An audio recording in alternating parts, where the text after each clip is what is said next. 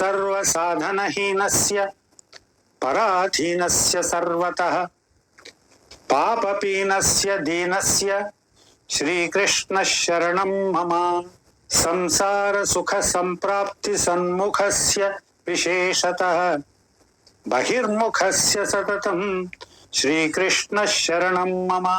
సదా విషయకామస్య దేహారామస్య సర్వథా దుష్టస్వభావవామస్య శ్రీకృష్ణ శరణం మమ.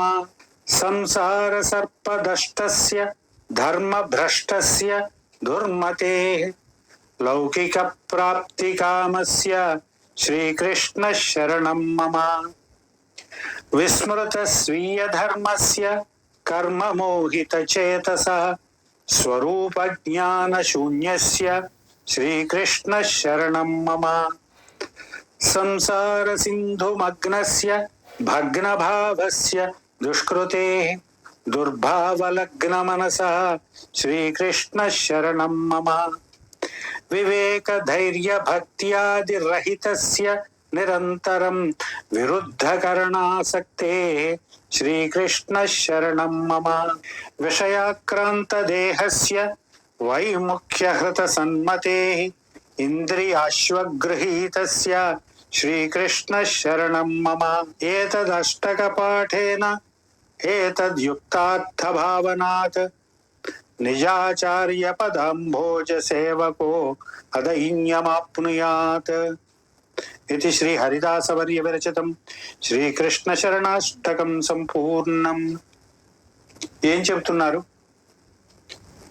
నాకు ఏ విధమైన సాధనములు లేవు, నేను పూర్తిగా పరాధీనుణ్ణి, పాపములతో నిండిపోయిన వాణ్ణి, సంసార సుఖాలను పొందడంలో మాత్రమే ఆసక్తి కలిగిన వాణ్ణి, బహిర్ముఖుణ్ణి, అంతర్ముఖత్వం లేదు.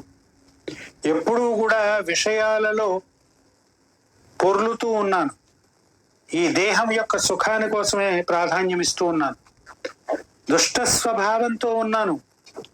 సంసారం అనే సర్పము నన్ను కాటు వేసింది. నేను ధర్మభ్రష్టుణ్ణి, లౌకికమైన విషయాలే కోరుతూ ఉంటాను. నా స్వధర్మాన్ని నేను మర్చిపోయాను, స్వరూప జ్ఞానం లేకుండా పోయింది, సంసారం అనే సముద్రంలో మునిగిపోయాను, దుర్భావలగ్నమైపోయింది నా మనస్సు. వివేకము, ధైర్యము, భక్తి ఇటువంటివి ఏవీ లేవు నాలో. ఎప్పుడూ కూడా విరుద్ధమైన పనులు, అంటే ధర్మ విరుద్ధమైన పనులు చేయడంలోనే ఆసక్తి చూపిస్తున్నాను. ఈ దేహం విషయ సుఖాల చేత ఆక్రమించబడిపోయింది. నా సన్మతిని, నా మంచి బుద్ధిని అది అపహరించింది. ఇంద్రియాశ్వములు నన్ను నడిపిస్తున్నాయి. శ్రీకృష్ణ, నువ్వే నాకు శరణు. ఈ అష్టకాన్ని పఠిస్తే ఏమవుతుంది? ఈ అష్టకాన్ని పఠిస్తూ దీని భావాన్ని మననం చేస్తూ మీ గురువుల చరణ కమలాలను సేవిస్తూ ఉంటే మీకు జీవితంలో దైన్యం అనేదే ఉండదు అని చెప్తున్నారు. ఇలాగే ఉందిగా మన జీవితం.